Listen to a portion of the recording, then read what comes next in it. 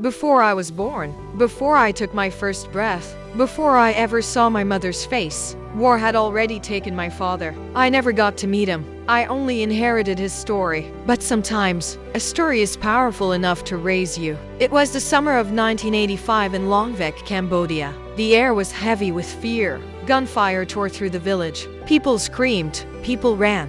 And somewhere inside that chaos, less than a month before I was born, my father was taken from us. My mother told me that time never left her. Even years later, she could still hear it, still feel it, still see the life she loved being swallowed by war. Everything I know about my father came to me in pieces, from my mother's voice, from family photographs, from the grief that still lived in people's faces when they spoke his name. He was slim and handsome, with an oval face, dark skin, and short wavy black hair. But what stayed with people was not just how he looked. It was how he loved, how he gave, how deeply he was missed. My parents met through their families. In Cambodia at that time, arranged marriages were common, and both sides already knew each other through the timber business. My father was 23. My mother was 16. But beneath tradition, something real sparked between them. He noticed her, and she noticed him too. My grandfather believed he was a kind man,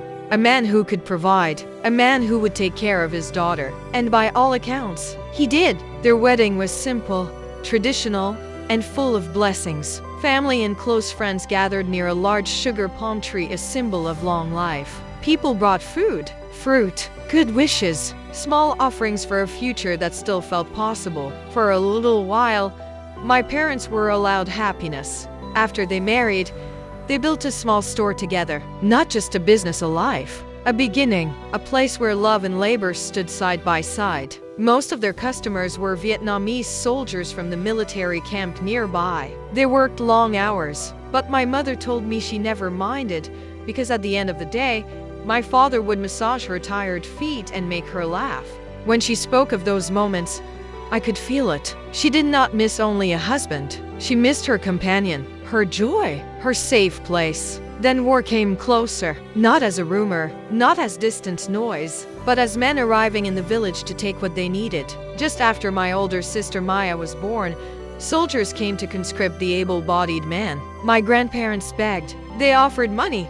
They offered everything they had. But war does not negotiate with love. My father was educated. He spoke both Cambodian and French. After years of genocide and devastation, that made him valuable. And in a time like that, being valuable could become a curse. Even in the army, my father remained who he was, generous to the point of sacrifice. That was the kind of man he was. Even in hardship, he chose compassion. Even surrounded by fear, he kept something human alive inside himself. His kindness, leadership, and education made him stand out. Soon, he was promoted to commander. It was an honor, but it also placed him in even greater danger. When I think about this now, I try not to focus only on what that promotion cost him. I think about what it said about him, that in a broken world, people trusted him, followed him, believed in him. During his final visit home, my mother told him she was carrying another child, me. She hoped the news would lift his spirit. But something in him had changed. He had seen too much, carried too much. And my mother believed even then that part of him knew he would never return. He chose my name himself. That was his final wish. Not power, not glory, freedom. For his daughters, back in the jungle, hungry and exhausted, my father caught a snake to cook. A small light glowed in the dark.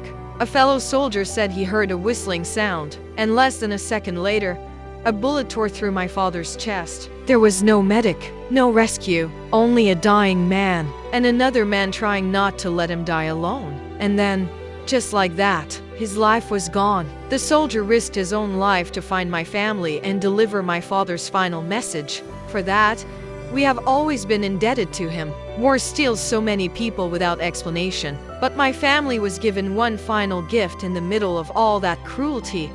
We knew his last thoughts were of us. I was born on August 20th, 1985, in Longvek, Cambodia. In the middle of the night, my mother used to say the moon was so bright that night. It was almost like daylight. But beneath that light, Her heart was full of grief. She was bringing a child into the world without the man she loved beside her. She was afraid, exhausted, still mourning, still surviving. And somehow, despite all that sorrow, I arrived safely. My mother named me Monica, the name my father had chosen before he died. She said it came from the word harmonica, his favorite instrument. Playing it helped him escape the horror he saw around him. Music was his refuge, and his story became mine. I never got to hear my father's voice in person, never held his hand, never sat beside him as his daughter, but I have carried him my entire life. In the courage he left behind, in the freedom he wanted for me, in the example of a man who gave even when he had almost nothing. His death broke something in my family, but his love built something in me. My father fought for a future he would never get to see, and I became part of that future. Even though I never met him, my father has always been my hero. I'm telling this story for every immigrant child who had to grow up too fast, for every child shaped by loss, but not destroyed by it. If this story speaks to you, subscribe and walk with me one memory at a time.